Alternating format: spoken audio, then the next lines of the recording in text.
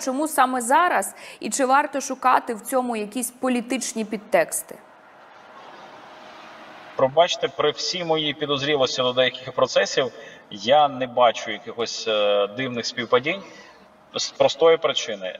Слідчі НАЗК і НАБУ роблять свою справу досить довго, незважаючи на велику кількість і наявність бюджетів. Тому від факту, коли щось умовно сталося чи зафіксовано, до розгляду справи може проходити до 2 років, а інколи, якщо складна справа, і довше.